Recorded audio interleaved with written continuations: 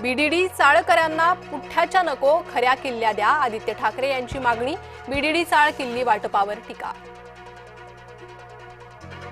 मुख्यमंत्री फडणवीस राज ठाकरे भेटीमुळे ठाकरे गटात अस्वस्थता, ठाकरे बंधूंच्या युतीबाबत गोंधळ कायम. धानोरकर कुटुंबात राजकीय फूट, प्रतिभा धानोरकरांचे दीर अनिल धानोरकर भाजपात, भद्रावती पालिकेचे राजकीय समीकरण बदलणार. जलालाबादचं नाव आता परशुरामपुरी, योगी आदित्यनाथ सरकारनं घेतला निर्णय. आज गावोगावी बैलपोळा सणाचा उत्साह, मानवी जीवनातील श्रमशक्तीचा सन्मान करण्याचा सण. कबुतरांचा तिघांना कळवळा, मर्यादित वेळेत दाणे टाकण्यासाठी पालिकेकडे केला अर्ज. कबुतरांना खायला घालायला 3 कंपन्या सरसावल्या. कबूतर हत्ती हे विषय नागरी समस्यांपेक्षा मोठे झालेत. नागरी समस्या सुधारण्याचा प्रस्ताव मुख्यमंत्र्यांना दिला. राजकडून विकासाची आणखी एक ब्ल्यूप्रिंट. शेतकरी कर्जमाफी आणि आरक्षणाच्या मुद्द्यावर संभाजी ब्रिगेडचं लक्षवेधी आंदोलन. नांदेड जिल्हाधिकारी कार्यालयासमोर थाळीनाद करत वेधलं लक्ष. जय महाराष्ट्रच्या बातमीचा इम्पॅक्ट. बुलढाण्यातील 11,000 झाडांची कत्तल प्रकरण.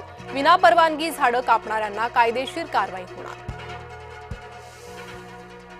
कुत्र्यांच्या त्रासासाठी अधिकाऱ्यांवर कारवाई का करू नये, मुंबई उच्च न्यायालयाच्या नागपूर खंडपीठाचा सवाल.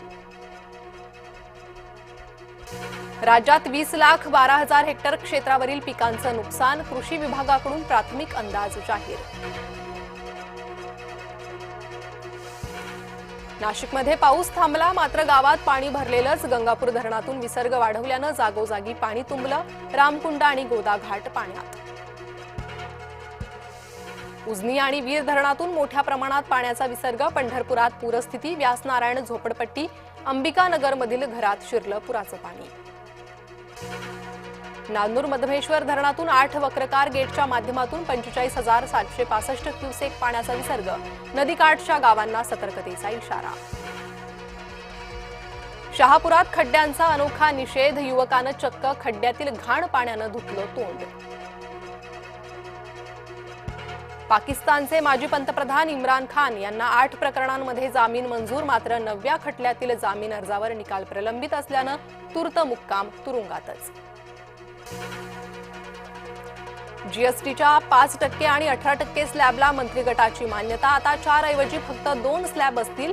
दैनंदिन वापराच्या वस्तू स्वस्त होण्याची शक्यता. पाकड्यांसोबत क्रिकेट खेळण्यासाठी केंद्र सरकारचे अजब तरकट. म्हणे बहुसंघीय सामने खेळायला काय हरकत. बाप्पाचा उत्सव तोंडावर. तयारीसाठी भक्तांची लगबग. खरेदीसाठी मुंबईकरांची दादर मार्केटमध्ये एकच गर्दी.